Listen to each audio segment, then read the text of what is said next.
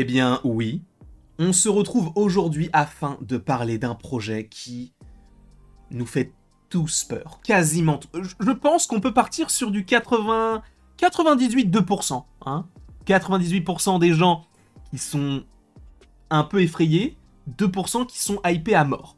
Et je ne suis pas là pour vous hyper à mort, mais simplement de vous proposer une petite théorie, ou en tout cas plusieurs dans cette vidéo, concernant Captain America Brave New World, donc Captain America 4, et son implication pour le futur. Parce qu'il est vrai que lorsqu'on entend ce projet, on se dit « Bon, c'est un film Captain America, oui, mais si on revient à ce qu'amorçaient tous les films Captain America, tous les films amorcent des choses incroyables.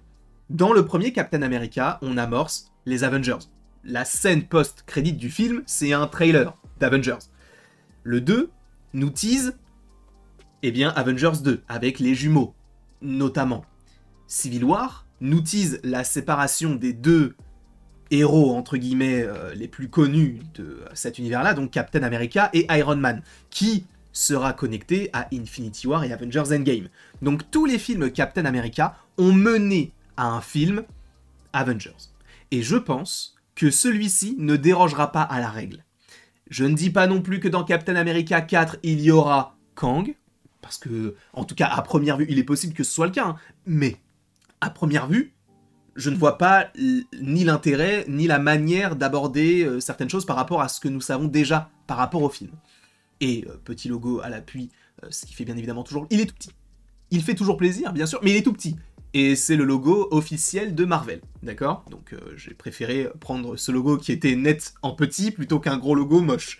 Et du coup, ce film-là qui est censé arriver pour le mois de février 2025, qui, je vous le rappelle, devrait avoir des reshoots entre mai et août, qui est réalisé par Julius Ona, à qui nous devons un des films Cloverfield, qui n'a pas trop été apprécié par ailleurs, mais bon, bref, ce n'est pas le sujet. On y retrouverait donc, bien évidemment, Sam Wilson, alias Captain America, aujourd'hui interprété par Anthony Mackie. On y retrouvera évidemment Harrison Ford dans le rôle donc du Général Ross, excusez-moi du peu, oui, j'ai bugué, oui, certaines personnes vont me dire, mais t'es pas obligé de le dire, t'inquiète pas, c'est pas grave. Ça m'embête, moi, ça m'embête, je te jure, ça m'embête. Là, par exemple, j'ai encore bugué, mais on va continuer. On retrouve également Tim Blake Nelson dans le rôle du leader, on va retrouver notamment, je crois, si je ne dis pas de bêtises, des personnages comme Joaquin Torres ou encore Isaiah Bradley, si je ne dis pas de bêtises. Bref, c'est le casting officiel, sachant que on va rentrer là dans une partie peut-être un petit peu plus spoiler. Attention, si vous ne voulez rien savoir concernant ce projet-là, quittez la vidéo dès maintenant, et si vous ne voulez rien savoir concernant la suite, supposément, quittez la vidéo dès maintenant. Même si ce ne sont que des théories pour la suite, mais en tout cas, il y a des choses que je vais t'évoquer dans cette vidéo-là, qui sont des choses qui ont donc été dévoilées par certains scoopers très fiables. Et notamment, ceci.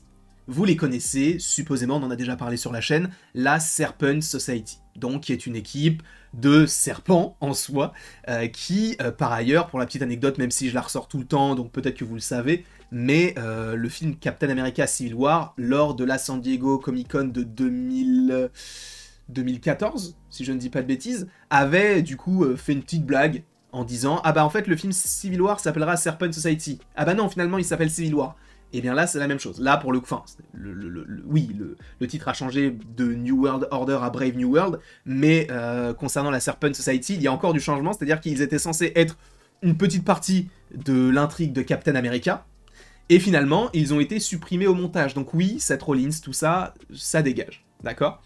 Ça ne veut pas dire qu'on ne les reverra jamais, je pense qu'il est possible qu'à un moment donné, on puisse se dire « Ah, on pourra partir sur cette équipe-là, mais d'une autre manière peut-être ».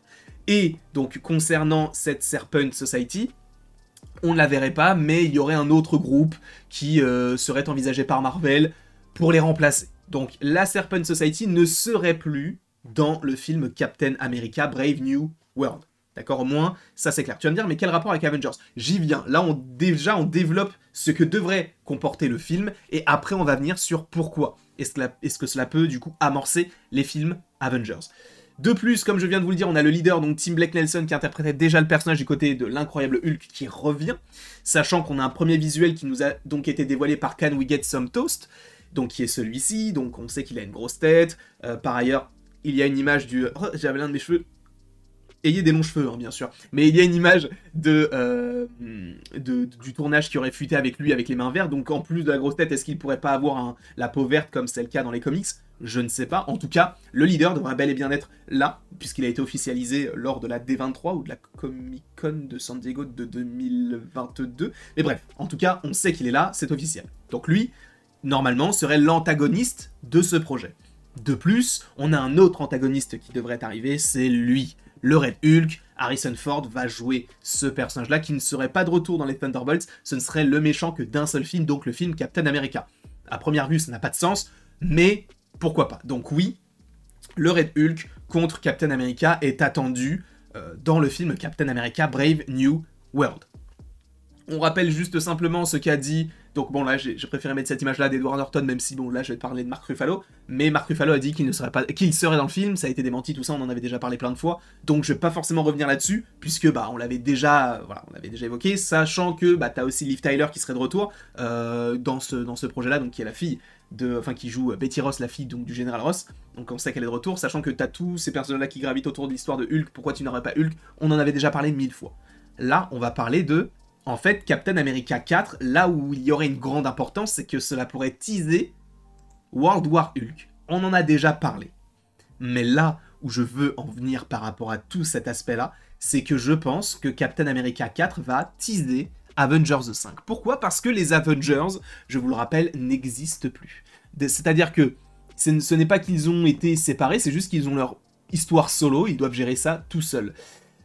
Regardez, par exemple... Je n'ai pas d'exemple. Je n'ai pas d'exemple parce que j'allais sortir Doctor Strange. Mais Doctor Strange n'est pas un Avengers, ou en tout cas ne se considère pas comme tel, puisque lui, il était là pour protéger la pierre du temps quand il était dans Avengers, mais après, dans d'autres conflits, il n'était pas forcément totalement là. Mais dans ce film-là, en fait, ce qu'il va falloir faire, dans le film Captain America, c'est de se dire que Captain America est le chef des Avengers. Parce qu'aujourd'hui, il n'y a plus personne.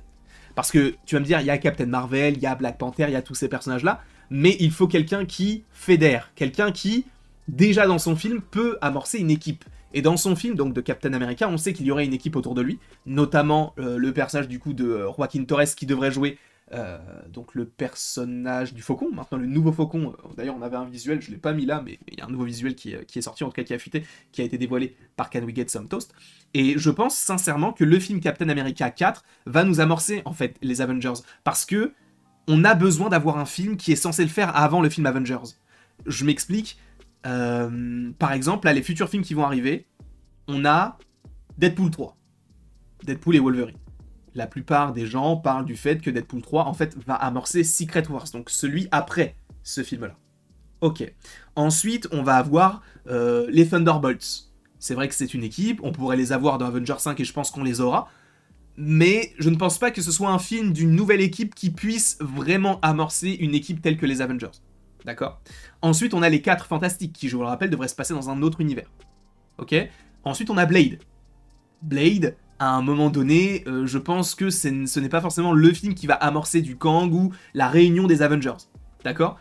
Ensuite, on a, bon, Armor Wars, Shang-Chi 2, Spider-Man 4, pareil. Ce sont des films qui, en plus de ça, sortent à une période qui serait peut-être trop rapprochée par rapport au futur film Avengers, qui pour le moment sort toujours en mai 2025, donc... non, de mai 2026, pardon.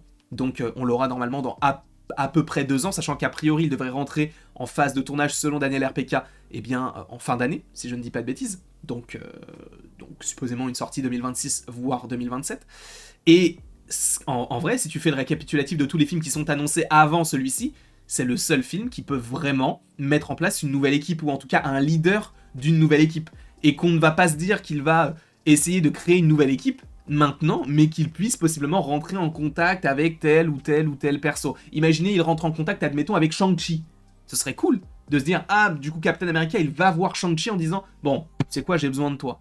Non, viens, dans une petite scène post-credit, ça peut être sympa. Je pense sincèrement que Captain America 4 va nous amorcer ce film-là. En partie, bien sûr, parce que c'est un film sur Kang, donc évidemment du Loki le tease, du Quantum Mania le tease, peut-être d'autres projets qui vont amorcer et annoncer Kang vont le teaser également, ça me semble logique, mais là, en l'état, sur le terme Avengers, on ne peut pas avoir juste un film Avengers sans pour autant avoir eu à un moment donné pas des crossovers, mais une formation d'équipe. On l'avait eu, notamment, on avait eu ce concept-là par rapport à l'ère d'Ultron, Infinity War et tout, mais c'est vrai que pour le premier, on l'avait pas vraiment, ils étaient tous arrivés sur le tas. Là, je ne pense pas qu'ils partiraient là-dessus. Je pense qu'ils partiraient vraiment sur... Il y a une équipe, après peut-être qu'il y a d'autres persos qui vont s'intégrer au fur et à mesure dans ce film-là, mais je pense sincèrement que c'est Captain America qui va porter le truc.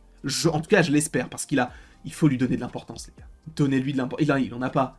Donnez-lui de l'importance. En tout cas, je ne sais pas ce que vous en pensez. N'hésitez pas à me le mettre dans les commentaires. N'hésitez pas non plus à aimer, partager, commenter, vous abonner, si ce n'est pas déjà le cas.